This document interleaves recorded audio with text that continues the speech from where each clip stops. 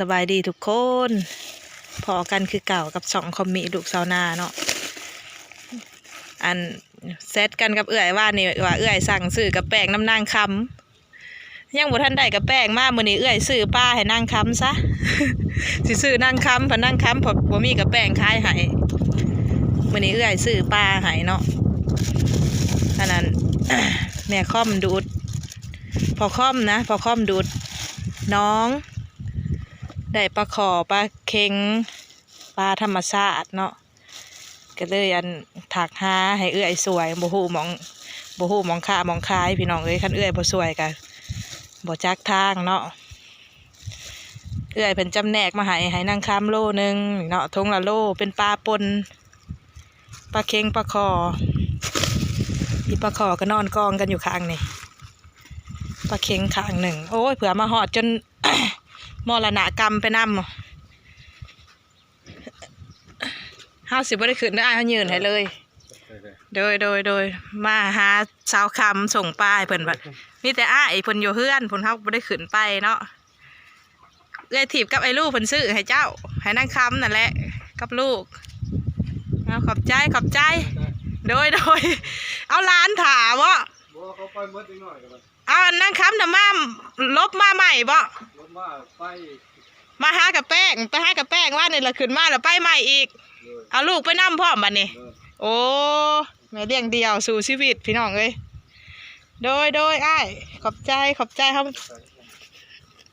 เขารออีกก่อน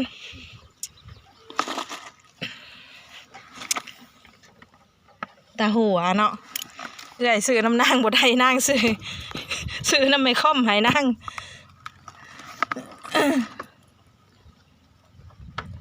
เดี๋ยวเขาก็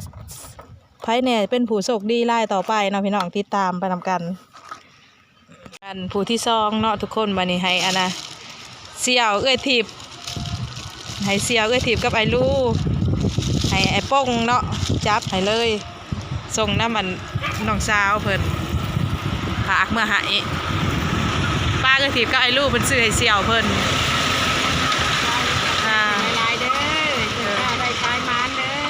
จ้าเฮงๆรวยๆกว่าเก่าเด้อมรณะน้ำเลยเด้อค่ะปลาขอปลาเค็งปนกันเพื่อใส่ธงมาหอดขอบใจหลายโอเคตอนนี้ลูกแม่ตาเนาะลูกสาวแม่ตามาหอดแล้ว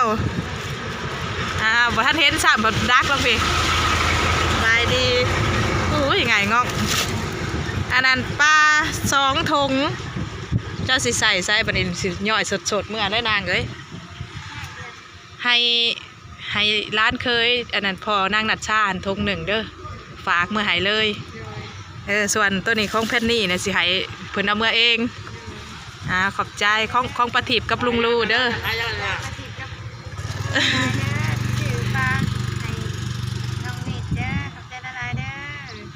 ขอบใจนางเมื่อมันตุยน้ำแหน่แล้วนะฮันย่อยสดอยู่แล้วมันสอดปลาเค็งปักน้ำแดงจันผ่านมาดีนางสบายดีลูกพี่สบายดีแม่ถีบก็พอลูอยู่ทางนี้หนกงามเด้นี่บริบงเฮียนบ่มานี่เป็นวัดหรือบริบงเฮียนเอาขอบใจเด้อสำหรับหนกงามๆนี่ให้แพนนี่ลงมาเอาปลาเนาะแพนนี่กับบ่สบายบ่มาโรงเรียนก็เลยให้แม่เพิ่นโทรหาได้นางปลาเอาขอบใจพ่อกับแม่ก่อนลูกจังเอา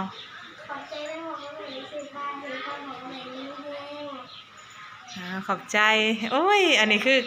คือย่านกระดอแท้นี่นะฮะย่านกล้องแห้งเนี่ยนะมันสิอันนั้นนะเบ้ออย่าพาด้วยมันสิย่อยมันสิข้าวของการเพิ่นขี่รถคันใดมาครับเป็นเฉยเนาะ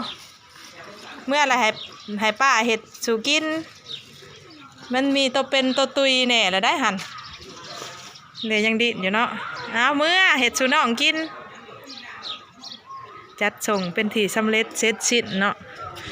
ปลา6 ถุงส่งถึงมือผู้หับแล้วส่วนของนางปานทางบ้าน